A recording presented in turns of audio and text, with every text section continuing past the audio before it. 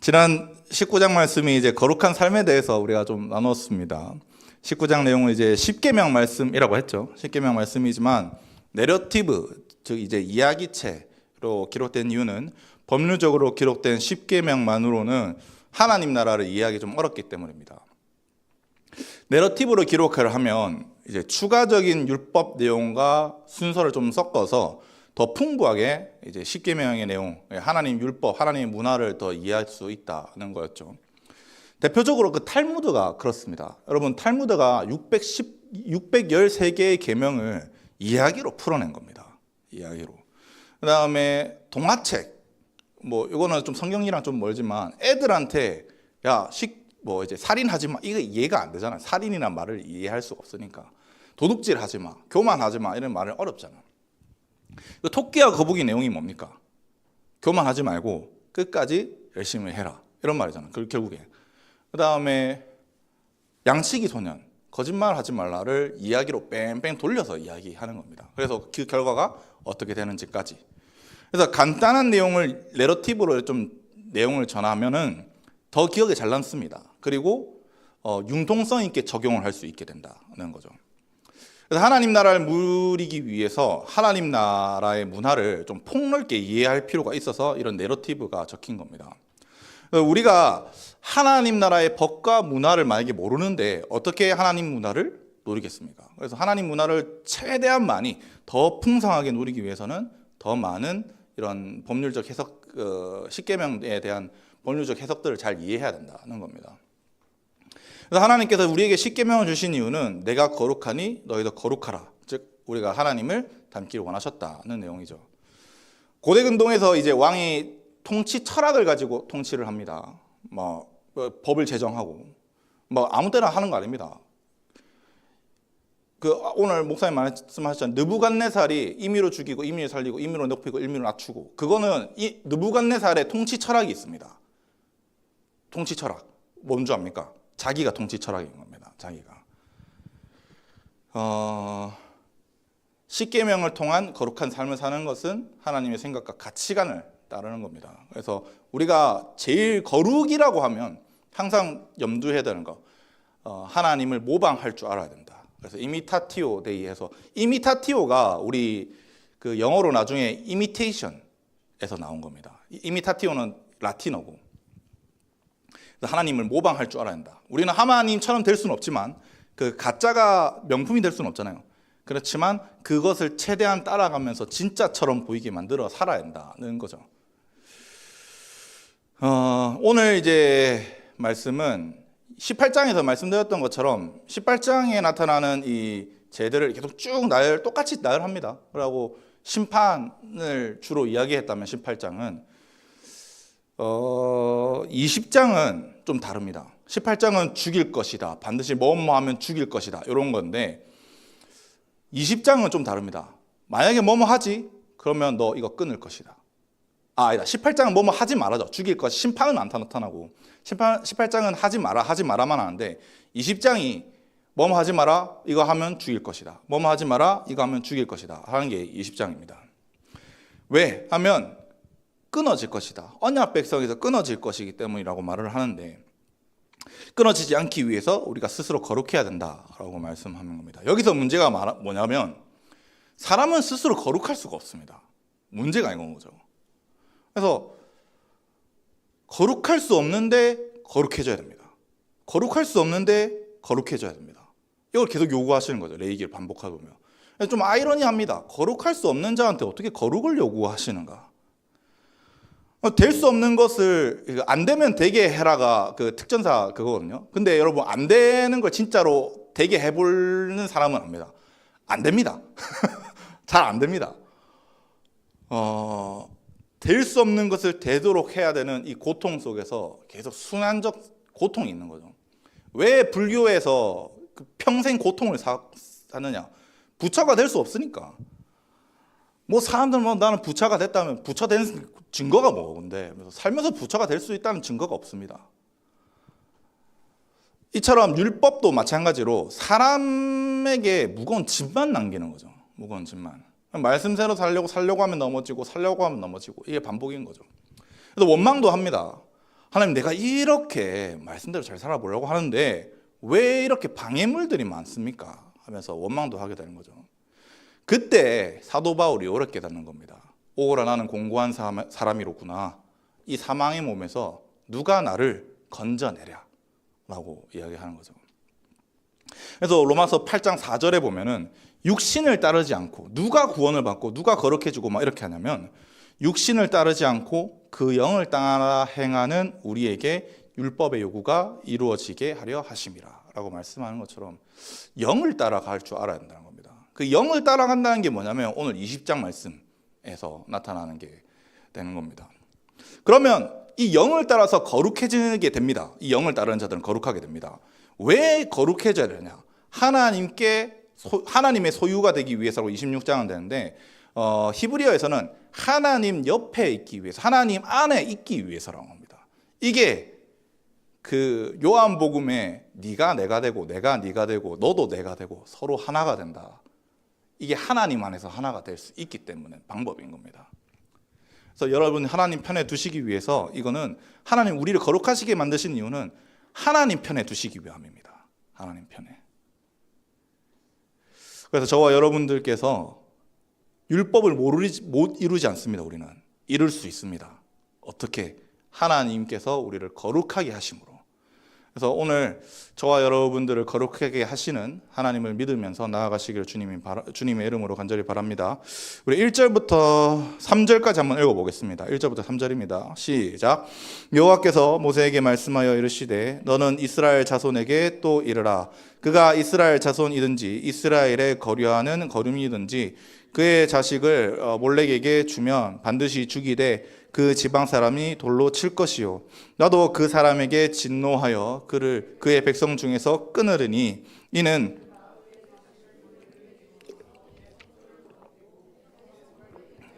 맞습니다. 아멘. 그 18장이랑 20장 내용이랑 죄가 똑같습니다. 그래서 죄에 대해서는 설명 따로 하지 않겠습니다. 근데 이제 중요한 게 20장에서 중요한 건 몰렉에 대해서 이 세상과 이런 걸 다 넣었습니다. 그래서 몰렉을 좀 디테일하게 좀 설명하도록 하겠습니다. 18장은 이제 세상 문화를 따르지 말 것, 그 다음에 19장은 하나님 문화를 따를 것이고, 20장은 다시 세상 문화를 따르지 말아라 라고 말씀하시는데, 18장과 20장은 이제 애굽의 죄와 애굽의 문화와 가나안의 문화, 요거를 따르지 말라, 요거들입니다. 근데 18장을 보면 애굽 땅의 규례와 가나안 땅의 규례를 따르지 말라고 해서 이전 문화와 앞으로 다가올 문화 요 두 개 다 따르지 말라고 하는 거죠. 세상 문화와 완전히 단절할 것을 명령하시는 거죠. 가나안 문화는 아주 작은 것이라도 따르면 안 된다라고 하는 겁니다. 이 세상 문화에 따르지 않는 것을 강조하기 위해서 2절에 보면 너는 이스라엘 자손에게 또 이르라 라고 하는데, 요거는 뭐 강조하기 위해서 아마 또를 넣은 것 같은데, 히브리어는 여러분, 우리 한글은 문장의 어순이 어떻게 됩니까? 주어, 목적어, 동사잖아요. 뭐 그러면 내가 치킨을 먹었다. 갑자기 치킨 먹고 싶네. 내가 치킨을 먹었다. 이렇게 되니까 이렇게 쭉 나야 되니까 주어, 목적어, 동사 이런 게 있잖아요. 근데 히브리어는 좀 다릅니다. 동사, 주어, 목적어입니다. 그래서 동사가 제일 앞에 나와서 동사를 좀 이해를 잘해야 됩니다. 근데 여기서는 목적어가 먼저 나와 있습니다. 목적어가 이스라엘 자손이 나타납니다. 근데 이게 레위기에서 아주 좀 특이한 케이스입니다. 목적어가 앞에 나오는 이 어구가. 그래서 이스라엘에게 전달하는 것을 강조한 건데, 이미 말씀하신 18장에서 이미 말씀하신 거지만 히브리 문체 특성상 구조만 바뀌어 있지만 왜 강조해서 전달하는지 우리가 좀 이해를 해야 됩니다. 서론에서 말씀드린 것처럼 18장은 하지 마라만 말합니다. 하지 마라만. 너무 단조롭거든요. 근데 20장은 계명을 어기면 심판의 메시지가 추가되는 거죠. 그 심판은 백성이 끊어지는 것과 반드시 죽는 것으로 이제 2절과 3절에서 나타나는데, 대표적으로 이제 돌로 던져지는 것과 우리가 읽지는 않았지만 불로 태워지는 것까지 나타납니다. 18장은 불법적인 성관계가 제일 먼저 일어나지만 20장은 가나안에서 섬기고 있었던 그 몰렉신을 섬기는 것을 가장 먼저 나타냅니다. 그래서 몰렉을 섬기는 것은 이스라엘 자손이든 이스라엘에 거류하는 거류민이라도 다 죽는다는 거죠. 이 몰렉을 섬긴다는 게 그의 자식을 몰렉에게 주는 것입니다. 여기서 이 자식이 제라거든요. 제라. 자식이라는 표현 맞기는 맞습니다. 근데 보통 히브리어에서 자녀, 자식 이런 거는 벤을 씁니다. 아들. 근데 제라를 썼거든요. 왜 제라를 썼냐면 18장 20절을 보면 이렇게 말씀합니다. 18장 20절에 너는 내 이웃의 아내와 동침하여 설정함으로 그 여자와 함께 자기를 더럽히지 말라라고 말씀하거든요. 근데 이 설정하다가 제라입니다. 제라. 그러니까 불륜 관계를 했다는 걸 제라로 썼고, 그 다음에 21절에 실제로 몰레에게 이 제라를 주지 말라라고 표현을 하거든요. 그러니까 이 제라는요, 불륜해서 낳은 자식을 의미하는 겁니다. 혹은 사랑하지 않은 딸, 자녀들 이렇게 이야기하는 거죠. 20장 2절에 나타나는 자식은 친자식이 일단 기본적으로 아닙니다. 기본적으로 아니고, 혹시나 친자식이라고 해도 가끔씩 그런 좀 사이코들 있잖아요. 사랑하지 않는, 자식을 사랑하지 않는 그런 사람들의 몰렉에게 바친다는 거죠. 이 몰렉을 섬기는 건 여러분 세 가지 죄를 동시에 지는 겁니다. 첫 번째 불륜이고요, 두 번째 자식살인이고, 세 번째 우상숭배. 요 세 개를 동시에 하는 겁니다. 그럼 어떻게 하느냐? 이 자들을 지방 사람들이 돌로 쳐서 죽여야 되는데, 그 지방 사람은 암하아레츠라고 해서 이스라엘 백성을 이야기하는 겁니다. 그러니까 이스라엘 백성이 심판할 줄 알아야 된다는 거죠. 그 땅의 백성이 이스라엘 국가 전체를 말하기 때문에 이스라엘 전체가 이 죄에 대해서 경계할 줄 알아야 되고, 좀 예의주시하면서 파수할 줄 알아야 된다까지 가는 겁니다. 근데 이제 몰렉을 섬기는 게 세 가지라고 했잖아요. 불륜, 그 다음에 자식살인, 그 다음에 우상숭배, 이런 세 개라고 했는데, 오늘날 사람들이 아닌 것 같은데 가장 시시하는 것 중에 세 가지입니다. 한국 문화에서. 그래서 한국 문화는 바알 숭배보다는 좀 몰렉 문화를 섬기는 게 좀 더 가깝다고 생각을 합니다. 왜냐하면 몰렉을 섬기기 위해서 바알이 먼저 이제 좀 선행 관계가 있습니다. 선행 관계가. 여러분, 불륜 간통죄 폐지됐죠? 시시합니다. 여러분, 저는 성경은 이혼도 불륜입니다. 이혼하고 다른 똑같은 사람 뭐 이렇게 하는 것도. 그래서 이거를 유대인들이 나중에 이혼하면 막 법률을 하면 안 되냐 뭐 이렇게 하는데, 주님이 이혼은 안 된다고 했습니다. 주님께서. 근데 마음 안 맞으면 요즘 뭐 합니까? 이혼 하잖아요. 아무튼 저지르기 쉽고, 불륜 그래요. 뭐 할 말 없죠. 뭐 요즘에 이혼 얼마 전에 그 TV 채널에 모쏠남과 이혼녀의 이런 소개팅하는 프로그램, 나라 자체가 망해버리고 있지 지금 뭐. 그 다음에 두 번째, 그 자식살인. 그 18장 이야기하면서 제가 설명했던 게, 몰렉에게 자식을 바치는 것은 오늘날의 낙태와 같다고 했습니다. 낙태와. 요즘에 태아의 생명 종중 뭐 하는 사람들이 많겠지만 문화적으로 좀 안 하죠. 문화적으로 그 태아를 낙태라고 표현하지 않잖아요. 지운다 표현합니다. 지운다. 애가 지우개로 지워질 수 있는 것도 아닌데, 여러분 얼마나 생명을 무시하는 태도의 언어인지 알 수 있는 겁니다. 지운다는 표현이. 생명 지우는 존재냐? 이게 뭐 여성 인권이다. 뭐 태아 인권 어디 갔노 그러면? 그러니까 이거는 결국에 제가 항상 말하는데, 페미니즘은 공산주의에서 나온 거라고 했잖아요. 그러니까 처음에 약자인 프레임으로 가지만 더 약자인 태아에게, 아무 말 하지 못하는 태아에게 그냥 다 빼앗고 자신의 책임을 전가시키는 것뿐인 겁니다. 낙태는 여러분 자식살인이자 살인이죠. 말도 안 되는 명분을 갖다 대면서 합리화하는 것뿐이고, 몰렉이 이제 우상숭배라고 했잖아요. 몰렉 앞에서 절을 해야 되거든요. 근데 몰렉이 대표적으로 상징하는 게 무책임입니다. 무책임. 그래서 내게 주어진 책임을 이제 버리기 위한 것을 이제 몰렉을 섬기는 건데, 뭐 물론 전쟁의 신도 됩니다. 그래서 동상 앞에서 여러분 절한다고 해서 다 우상숭배가 아닙니다.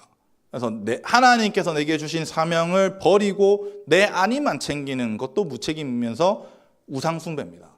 이게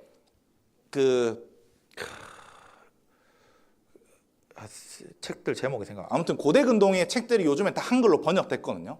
근데 그 고대 근동의 신화들을 책으로 한글로 읽어보잖아요. 그러면 그 신들의 속성을 쭉쭉쭉 나타납니다. 근데 그 신들의 속성이 다 오늘날 세상에서, 그 다음에 타락한 인간 본성이 가장 좋아하는 것들만 다 집어넣는 겁니다. 전쟁, 왜 전쟁합니까? 약탈하기 위해서. 뭐 엄청 많습니다. 이 세 가지는 여러분 모두 몰렉의 영향력이 있는 겁니다.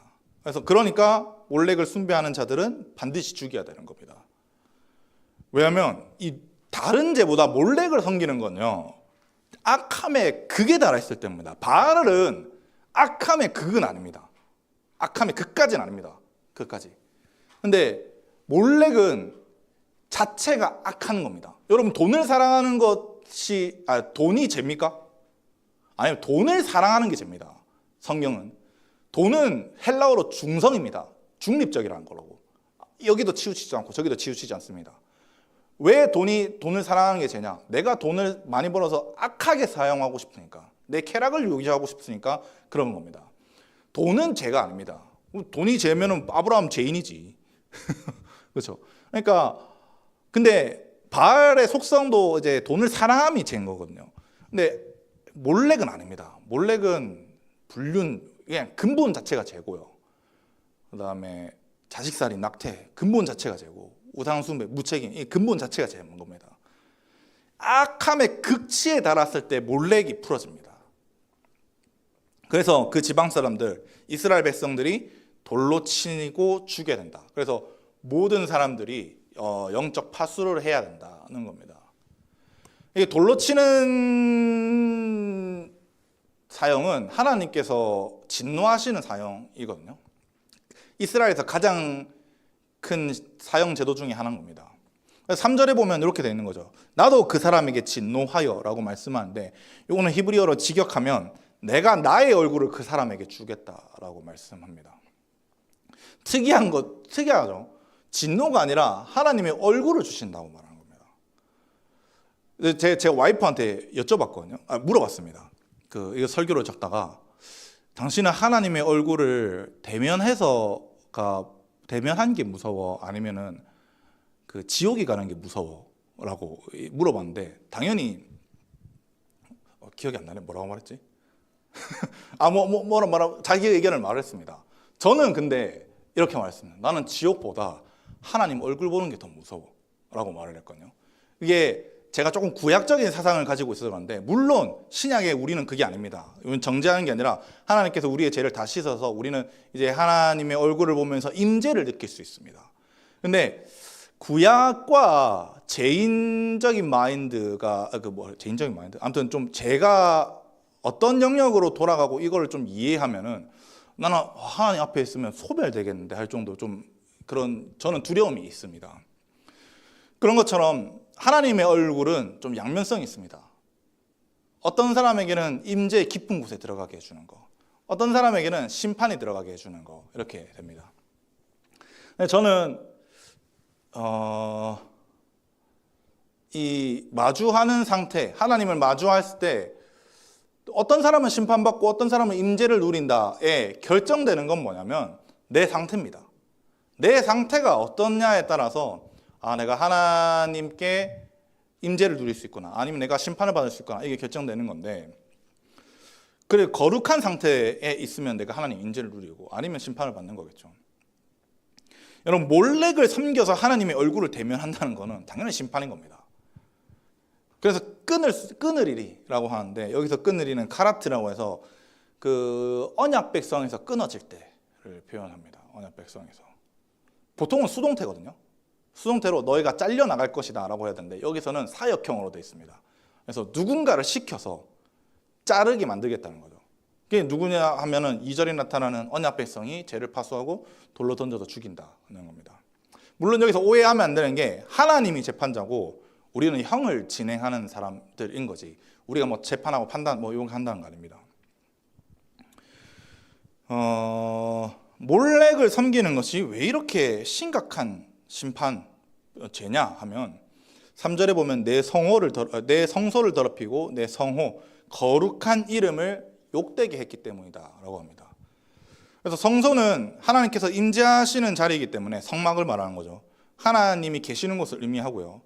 고대 근동에서 이름은 그 사람의 삶과 성품을 나타내기 때문에 하나님의 이름을 욕했다는 겁니다. 하나님의 성품을 욕했다, 이런 의미죠. 더럽히다는 탐해라고 해서 부정하다는 의미가 있는데, 이 욕되기가 좀 특이한 겁니다. 이 욕되기는 할랄이거든요. 할랄. 근데 욕하다, 비난하다 뭐 이런 뜻인데, 할랄은 여러분 감정적인 차원에서 내가 막 분노해서 막 욕하고 이런 걸 말하는 게 아닙니다. 어떤 거냐면, 이스라엘 존재 자체가 이방 백성 앞에서 언약 백성의 소명을 이탈했을 때, 그러니까 내 사명을 버렸을 때, 혹은 하나님의 계시를 왜곡할 때 쓰는 단어입니다. 그러니까 몰렉을 섬기는 건 하나님 나라 문화를 왜곡시키고 하나님의 말씀을 왜곡시키는 현상이라는 겁니다. 당연하죠. 하나님이 살인, 낙태, 뭐 자식살인, 그 다음에 우상숭배, 이거랑 관련 없으시잖아요. 오히려 이러한 행동을 하는 거는 하나님을 무시하는 행동이라는 거죠. 그런데 이스라엘 백성이 하나님의 철학과 반대되는 일을 저질렀으니 당연히 심판받는 거 당연하다는 겁니다. 몰렉 숭배는 사회 문화를 또 망치는 죄입니다. 근데 이 몰렉 숭배자는 특이한 게 있습니다. 아주 특이한 거. 당사자만 심판하지 않습니다. 당사자만. 4절을 보면 그가 그 자식을 몰렉에게 주는 것을 그 지방 사람이 못 본 채 하고 그를 죽이지 아니하면이라고 말씀하는데, 여기서 그 지방 사람은 아까 암하아레츠라고 해서 이스라엘 백성을 말합니다. 근데 뭐 몇몇 사람들이 숨겨준 걸 이야기하겠죠. 못 본 채 하고 그를 죽이지 않으면 이스라엘 백성들이라는데, 이 못 본 채는 알람이라고 해서 숨기다라는 뜻이 있는데, 못 본 채 하다. 근데 원문에는 2번 적혀 있습니다. 부정자 절대형과 미완료형이 이렇게 되어 있어서 2번 연속 적혀 있는 거는 엄청난 강조거든요. 히브리어 그 문법 통해서. 근데 그래서 뉘앙스를 좀 살려서 번역을 하면 숨겨주고 못 본 채 한다. 단순히 저 했네. 갑자기 일시적으로 순간적으로 못 본 채 한 게 아니라 적극적으로 숨겨주고 이거 모른 채 해야지. 요것과 외면해서, 알지만 외면해서 숨겨주는 것까지 포함하는 겁니다. 그래서 이스라엘 백성 전체는 반드시 이 몰렉과 싸워서 이 죄를 없애야 되는데, 언약 백성에게는 이 악한 죄를 물리쳐야 하는 책임도 또한 있다는 겁니다. 근데 책임을 지지 않는다면 문제가 생긴다. 이스라엘 백성에게도 하는 거죠. 교회는요, 여러분, 만물을 충만하게 하시는 이의 충만이라고 했습니다. 그러니까 이 말은 주님께서 만물을 충만하게 하고 싶은데 어떻게 충만하게 하고 싶으시냐면 교회를 통해서 충만하게 하고 싶은 겁니다. 그래서 교회를 통해서 만물을 다스리고 교회를 통해서 세상 문화가 어떻게 나타나는지 그대로 나타납니다. 그래서 교회가 어떤 상태냐 따라서 세상이 그대로 나타납니다. 여러분, 그 최근에 기독교에 대한 여론이 몇 퍼센트 줄 압니까? 부정적인 여론. 최근에 몇 프로요? 조금 긍정적으로 보면 70%고요. 좀 나쁘게 보면 80%까지 교회에 대해서 좋지 않다라고 표현을 합니다. 왜? 말만 하고 움직이지 않으니까. 아니면 말도 안 하니까. 거룩을 누구보다 말을 하는데 누구보다 거룩을 실천하지 않습니다. 여러분, 예전에 한국 교회는요 엄청났습니다. 나라가 망하기 일보 직전부터 교회가 앞장섰습니다. 교회가 평양 대부분부터 시작해서 그 전부터 배제학당 저기도 기독교 재단이죠. 기독교에서 만든 거고, 여러분 지금 우리가 알고 있는 이 모든 대부분의 대학들이 연식이란다. 좀 이제 전통이 긴 대학교들 있잖아요. 한 100년쯤 가까이 됐다. 대부분 기독교입니다. 대부분. 3.1운동 여러분 기독교인들이 움직였습니다. 기독교인들이 모여가지고 이거 태극기 다 나눠주고 앞에 나와서 비폭력 시위 하면서 독립투쟁을 했던 게 기독교입니다. 다른 게 아닙니다. 그리고 옛날 30년 전, 40년 전만, 30년 전쯤만 해도 어디 교회 집사다, 어디 교회 건사다, 어디 교회 장로다 하면 인정해줬습니다. 와, 그 교회 장로입니까? 이러면서 인정을 해줬을 정도입니다. 요즘에 장로라고 하면 어떤 취급을 받는데, 이게 세상에서 좋은 일을 해서가 아닙니다. 만물을 충만하게 하는 유일한 공급처인 교회가 제 역할을 감당했기 때문입니다. 충만해서 충만을 흘려보냈다고. 부정선거, 여러분 교회가 먼저 부정선거를 저질렀습니다. 나도 목회자지만 총회 보면 답 없습니다. 그냥 교단 하나 새로 만들어, 내가 신대원 때 목표가 뭔지 압니까? 교단 하나 만들어야겠다가 내 목표였습니다. 저렇게 더러워가지고 어떻게 교회가 거룩해지겠냐라고 생각하면서. 교회도 마찬가지입니다. 총회뿐만 아니라 교회도 담임 목사 어떻게 뽑는데 돈 주고 뽑습니다. 담임 목사가 장로들 아니면 노회 어른들한테 돈 줘가지고 청빙되게 해달라고 돈 주고 뽑습니다. 뭐 박사학위 있어서 뭐 이렇게 되는 줄 아나? 돈 주면 뽑는 사람들이 훨씬 더 많습니다, 요즘에. 왜 이렇게 형량이 적냐? 왜 이렇게 범죄자가 잘 사는 나라가 됐냐? 여러분, 교회가 먼저 건징이랑 징계를 하지 않았습니다. 건징과 징계가 언제부터 안 했는 줄 압니까? 대한민국 교회가 80년대부터 안 했습니다. 80년대부터 건징이 점점 줄어들기 시작했고 2000년도 들어서는 건징이 없습니다. 가끔씩 하는 데 있지. 우리 교회는 많이 합니다. 그러니까 만물은 교회로부터 시작해서 교회로 끝나게 되는데, 교회가 충만하지 않고 교회가 오히려 더러운 짓을 하고 있으니까 세상도 더러운 영역으로 되는 겁니다. 세상에 왜 이렇게 한국 교회가 힘이 없을까? 한국 교회가 왜 이렇게 힘이 없을까? 언약 백성의 사명을 감당하지 않기 때문입니다. 또한 개인에게 책임을 묻습니다. 교회 만물을 충만하는 것도 우리가 교회니까. 바쁘고 힘들어서 못합니다 라고 저 진짜 말 많이 듣거든요. 그럴 수 이해를 합니다. 근데 하나님도 바쁘다 하면서 네 구원 못한다고 하면 여러분 뭐라 할 말 있습니까? 그러면 교회가 교회답지 못하고 성도가 성도답지 못하기 때문에 교회가 세상에서 무시받는 겁니다. 물론 여러분들 열심히 잘하고 있습니다. 제가 여러분들을 볼 때마다 마음이 항상 뿌듯해요. 항상. 개인 혹은 공동체 중에 개인과 공동체 중에 여러분 어떤 게 더 거룩을 유지하기 어려울까? 뭐 사람마다 의견이 분분하겠는데 저는 공동체라고 생각합니다. 공동체. 공동체를 더럽히지 않도록 꼭 신경 쓰셔야 됩니다. 꼭 경계할 줄 알아야 됩니다. 만약에 우리가 이 경계를 하지 않으면 어떻게 되느냐? 이게 몰렉을 숭배하는 사람들을 숨기고 죽이지 않으면 어떻게 되느냐 하면 5절에 나타납니다. 5절에 보면 내가 그 사람과 그의 모든 건속에게 진노하여, 이건 얼굴을 준다는 표현이거든요. 아까랑 똑같이. 근데 그 사람이 누굴까? 몰렉을 숨긴 사람일까? 아니면 숨겨준 사람일까?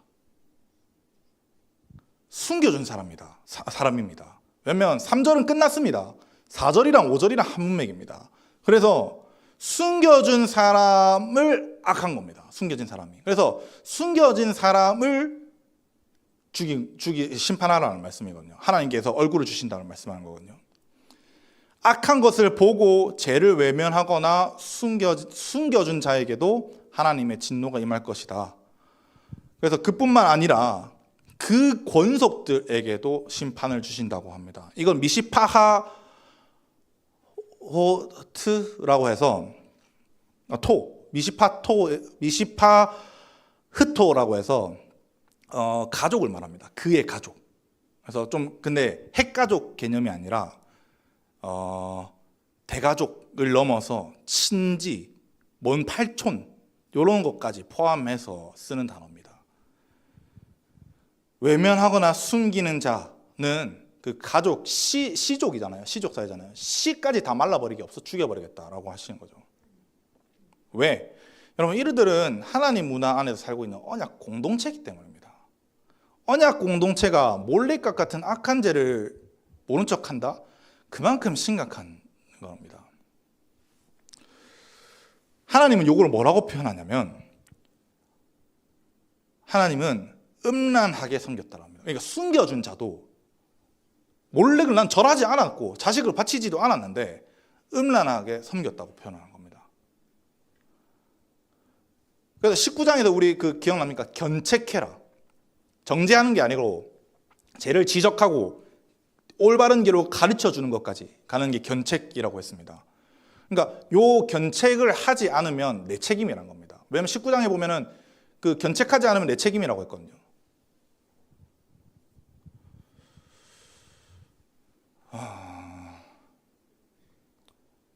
언약 공동체는 언약 공동체의 삶이 있습니다. 몰래 문화는 그 언약 공동체의 삶을 파괴하는 주범이고요. 나는 지금 한국 상황이 좀 우리가 봤을 때 이 자유민주주의가 지켜지겠나, 조만간 무너지는 거 아니냐 불안하잖아요. 이건 100% 경고고, 일단 첫 번째 악한 왕이 세워지는 건 하나님이 경고라고 했으니까 경고고,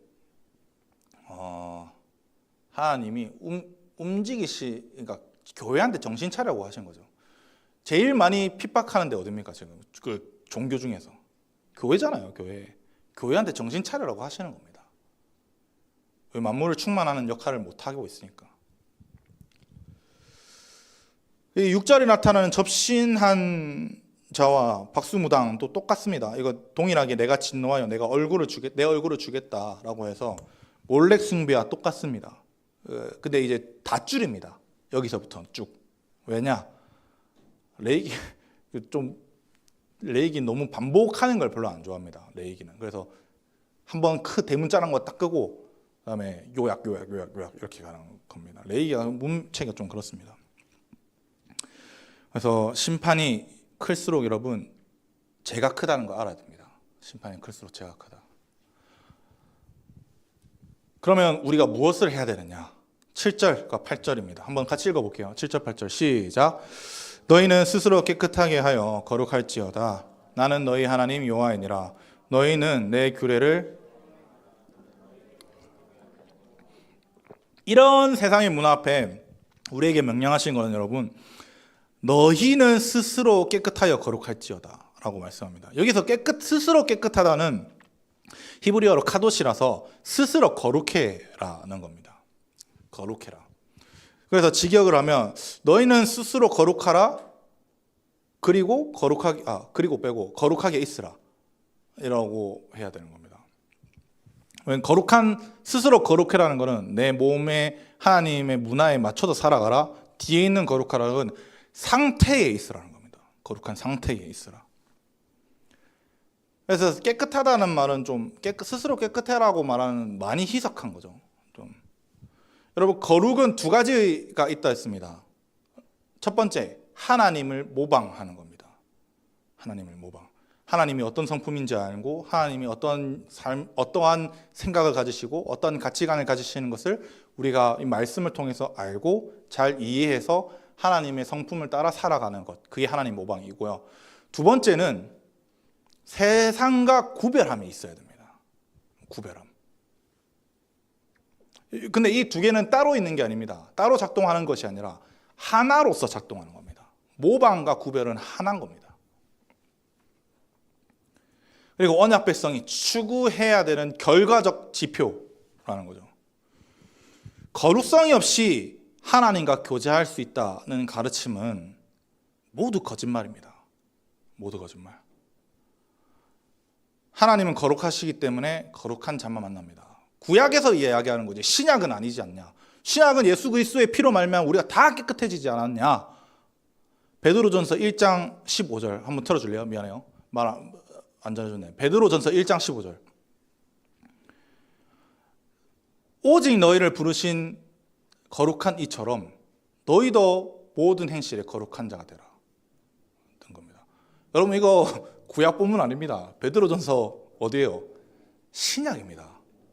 그 16절을 뭐라고 됐냐면 레위기를 그대로 인용하면서 내가 거룩한 것처럼 너희도 거룩해라 라고 말씀합니다. 구약에서만 거룩을 말하는 게 아닙니다. 우리가 살고 있는 신약도 거룩을 요구 먼저 하십니다. 근데 베드로전서를 여러분 읽어보면 알겠지만 이 뒤에 뭐가 나냐면 거룩한 삶이 나오고 사랑이 나타납니다. 그래서 막 사랑이 먼저다 아닙니다. 거룩한 사랑이 먼저인 겁니다. 거룩이 먼저 있고 사랑이 나타나는 거지. 사랑하면 거룩해지지 않습니다. 섬김의 사랑 아닙니다. 거룩의 사랑이 있어야 되는 겁니다. 근데 아까도 말했던 것처럼 여러분 어찌 살아갑니까? 거룩함으로 우리가. 모두가 거룩하면 다 좋지. 얼마나 좋겠습니까? 말씀대로 살고 싶은데 못 살잖아. 아무리 우리가 죄를 멀리하고 싶어도 죄를 찾는 우리입니다. 여러분 그럴 때마다 화 안 납니까? 저는 저한테 가장 큰 죄는 뭐냐면 분노입니다. 저는 화를 잘 못 찾습니다. 화를. 이게 보면은 그래서 제가 욱하고 다혈질적인 그래서 우리 와이프가 항상 컴다운 이렇게 하거든요. 근데 저는 이게 안 돼요, 잘. 근데 와이프한테 내가 화 안 났다고 이렇게 하는데 알아요, 나도. 내가 화내고 있구나. 근데 자존심이 상해서 화 안 났다 이렇게 하거든요. 근데 제가 사역을 막 시작할 때 엄청난 교만을 하나 했었습니다. 뭐냐면 야, 사람이 왜 말씀대로 못 사노? 그거는 말씀대로 살 의지가 없어서 그런 거다 라고 생각했습니다. 그래서 다 정죄하고 다녔습니다. 으이그 사단의 자식들아 이러면서 막 이렇게 했었는데 근데 그러다가 죄 때문에 넘어지는 저를 보면서 제가 화가 많댔잖아요. 내 스스로에 대한 나에 대한 이 혐오감, 분노 이게 감당이 안 되더라고요. 저는 제 스스로 그 감정이 저한테. 그리고 한 번 그래 그럴 수 있지 이러면 넘어갔는데 이게 한 번 반복되고 또 반복되고 또 반복되는 거 보니까 이게 괴로워서 미치겠는 거예요. 나중에는 뭐라고 말했냐면 내가 예수 믿는다고 할 수 있나? 라고까지 가더라고요. 그래서 말씀대로 살지 못하는 저를 보고 좀 죽을 것 같았습니다. 저는 개인적으로. 그때 8절 말씀이 저한테 보였습니다. 이거 저는 읽어볼게요.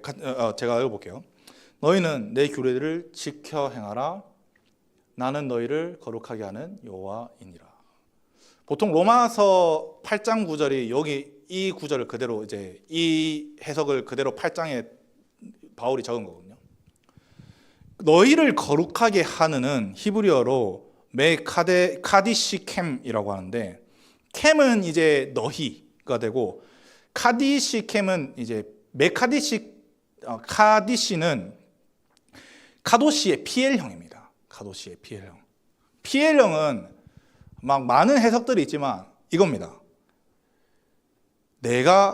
주어가 어떠한 대상이 그 상태가 되도록 만들어가는 겁니다. 그 상태가 되도록 만들어가는 거. 그러니까 만약에 내가 여기에 물을 넣고 지금 물 비어 있잖아요. 물을 넣고 있어. 그럼 내가 PL로 뭘 하고 있냐면 이 병에 물이 가득 차 있도록 채우는 상태, 하고 있는 일을 제가 하고 있다는 의미인 거죠. 그래서 좀 더 이 말을 쉽게 표현하면 나는 너희를 거룩한 상태에 이르게 하는 여호와다 라고 말씀하는 겁니다. 그래서 우리는 죄 때문에 계속 넘어집니다, 여러분. 결국 우리는 말씀을 스스로 지키지 못합니다. 그럴 때마다 낙심하고요. 말씀이 나중에 나가 어떻게 되냐면 성경이 보기 싫었습니다. 나중에 어느 순간 신대원 3학년 졸업할 때쯤 성경이 무섭더라고. 나한테 또 올죄올까 봐. 그런 압박이 오거든요. 그때 저한테 이 8절 말씀을 보면서 뭐라 하냐면 내가 너희를 거룩한 상태로 만들겠다 라고 하시는 겁니다. 우리가 구원을 받는 원리가 있습니다. 구원받는 원리. 이거를 구원의 서정이라고 신학적 용어로는 이제 구원의 서정이라고 표현을 합니다. 소명, 중생, 회개, 칭의, 양자, 그다음에 성화, 견인, 영화. 근데 소명은 하나님께서 창세전에 예정한 시간에 대해서 부르셨다는 겁니다. 너 소명이 뭐야? 이랬을 때 우리의 비전 이야기 하잖아요. 근데 정확한 용어는 소명은 하나님께서 우리를 부르셨다는 겁니다. 부르심이 뭐냐? 콜링이 뭐야? 그 타이밍이 됐고. 그다음에 중생은 이게 뭔가 좀 불교 용어 같은데 중생이 용어가 아니라 할 수 없어서 영어적인 표현을 할 수 없어서 중생이라고 표현하는데 거듭남입니다. 조금 더 쉽게 하면 어떻게 거듭나느냐? 성령이 임하셔서. 그래서 중생은 성령이 내 속에 들어옵니다. 그 다음에 뭐가 되냐? 회개를 합니다. 회개를. 그래서 우리는 착각하는 게 회개하면 우리가 성령이 우리한테 온다고 생각하거든요. 아닙니다. 성령이 먼저 오셔서 우리가 회개하는 겁니다. 성령이 먼저 오셔서. 그 회개가 있을 때 어떻게 되냐? 의롭다고 칭의가 됩니다. 칭의가 있으면 너 의롭네? 법정적으로 의롭다고 됐네? 그때 하나님께서 우리를 양자 삼아 주십니다. 그게 양자입니다.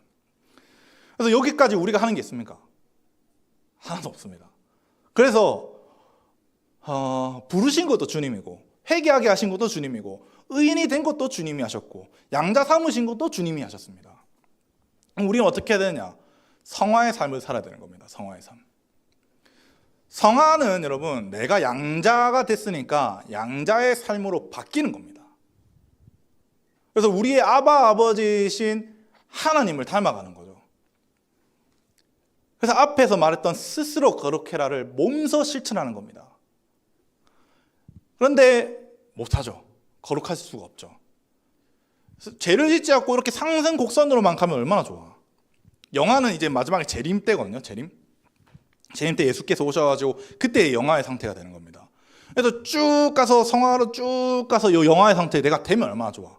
근데 그게 안 된다는 거지. 그러면 어떻게 하느냐? 하나님께서 견인해 가십니다. 견인. 이게 견인차 할 때 견인입니다. 차 사고 나면 견인차가 걸고 진짜 끌고 가듯이 믿음에서 넘어진 우리를 하나님께서 견인하셔서 끌고 성화를 이끌어 가시고 영화까지 데리고 가신다는 게 겁니다. 너희를 거룩하게 하는 여호와는 여러분 하나님께서 우리를 거룩하게 만들고 만약에 넘어졌다고 하더라도 끝까지 끌고 영화에 주님의 재림까지 포기하지 않으시고 끝까지 달려간다는 겁니다. 그래서 계속 바뀌는 성품이 하나님으로 닮아가는 성품으로 바뀌는 포기하지 않으시고 저는 제 스스로가 하나님이 견인 많이 해가셨다라고 생각하거든요. 화 진짜 많이 줄었습니다. 저 친구는 알 수도 있지만 제가 전교회 중고등부 친구들이 항상 여기에 멍이 많이 있었습니다. 여기와 여기에. 왜? 내 주먹이 항상 그들과 함께 있었기 때문에.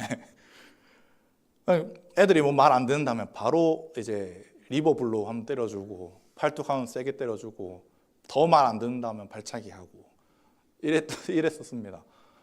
그런데 점점 많이 주먹이 안 날라오게 되고 손이 안 올라오게 되고 여러분 안 때리잖아요. 그런 것처럼 여러분 하나님께서 견인해 성품을 하나님 닮아가게 만드십니다. 만일 하나가 있다면, 내가 할 수 있는 거 딱 하나가 있다면 나는 스스로 거룩할 수 없구나를 깨닫는 것뿐입니다. 그래서 하나님의 은혜로 우리가 구원받는 것이고 하나님의 은혜로 우리가 거룩해지는 겁니다. 닮아가는 거고. 그래서 우리가 이 땅에 있는 것은 하나님의 백성으로 되는 과정입니다. 아닌데요, 나는 이미 하나님의 백성인데요. 맞지? 법정적으로 칭의 됐잖아. 법정적으로는 칭의가 됐는데 하나님의 백성이라 안 됐다는 말은 뭐냐면 정체성과 문화가 아직 하나님의 백성이 아니라는 겁니다. 영화의 단계에 가야지 내가 하나님의 백성이 되는 거잖아요. 그래서 스스로 먼저 거룩해져라. 안 되겠으면 내가 도와줄게. 내가 같이 해줄게. 라고 말씀하는 게 나는 너희를 거룩하게 하는 여호와라고 말씀하는 겁니다.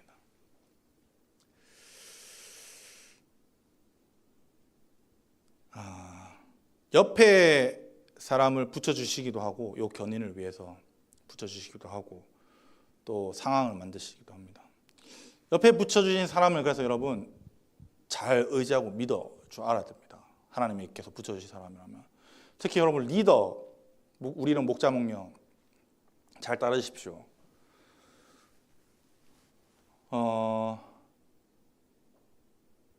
여러분에게 붙여주신 여러분들의 견인을 이끌어가 주시도록 하나님께서 붙여준 사람들입니다. 여러분들보다 먼저 이 길을 걸었고요. 먼저 리더로서의 자리를 섰고 반드시 순종할 줄도 알아야 됩니다. 그래서 우리의 구원은 처음부터 끝까지 내 성품을 만드시는 것입니다. 하나님께서. 어차피 다 하나님께서 해주실 텐데 이렇게 던지잖아요. 바울은 이런 사람들이 구원 안 받았다고 말합니다. 네 하나님 자식 아니다. 하나님 백성 아니다. 하나님께서 양자 택하지 않았다. 그런 안이란 생각은 잘못된 거다. 뭐냐면 첫 번째는 스스로 거룩해라. 성화가 먼저 작동할 줄 알아야 되고 그 다음에 내가 못하겠는 걸 하나님께서 이끌어 주신다는 거지. 9절부터 21절은 그냥 근친상간과 부도덕한 성관계를 쭉 나열한 겁니다. 18장과 순서만 다르고 몇몇은 좀 빠졌는데 내용은 다 똑같습니다. 그래서 22절부터 24절 한번 읽어볼까요? 22절부터 24절입니다. 시작. 너희는 나의 모든 규례와 법도를 지켜 행하라. 그리하여야 내가 너희에게 인도하여 거주하게 하는 땅이 너희를 토대하지 아니하리라. 너희는 내가 너희 앞에서 쫓아내는 족속의 풍속을 따르지 말라. 그들이 이 모든 일을 행함으로 내가 그들을 가증히 여기노라. 내가 전에 너희에게 이르기를 너희가 그들의 땅을 기업으로 받을 것이라. 내가 그 땅 곧 젖과 꿀이 흐르는 땅을 너희에게 주어 유업으로 삼게 하니라 하였노라. 나는 너희를 만민 중에서 구별하여 너희의 하나님 여호와이니라 라고 말씀합니다. 22절부터 24절은 우리가 거룩해져야 할 이유를 두 가지로 설명합니다. 첫 번째, 모든 규례와 법도, 하나님의 규례와 법도를 지키면서 하나님의 문화와 다스림을 지켜 행할 줄 알아야 되는 것은 그래야 우리가 가나안 땅에서 쫓겨나지 않는다는 겁니다. 근데 구약은 이걸 섞어놨습니다. 구원받지 않은 백성을 그냥 언약 백성에 이미 편입해놓고 좀 이걸 섞어서 표현합니다. 그러니까 토하지 않는다는 게 아니라 하나님께서 하실 겁니다. 근데 구원받지 못한 백성들은 결국엔 토하여서 나가실 겁니다. 그러니까 이 말은 구원받지 않은 자들은 애초에 나갈 거니라 이런 말씀으로 이해하면 되겠습니다.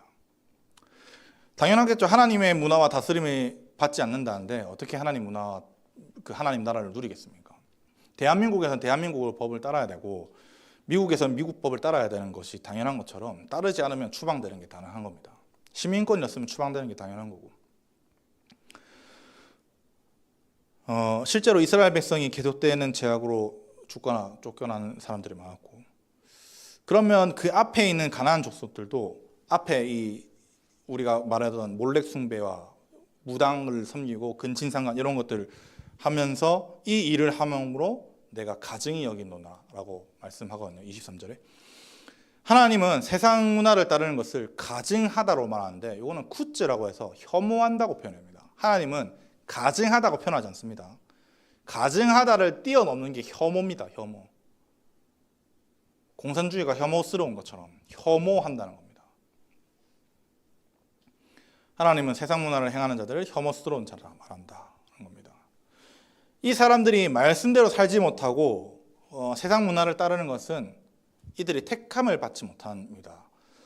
그리고 이들의 계속 악을 계속 짓는데 히브리서 10장 26절 히브리서 10장 26절 좀 틀어줄래요?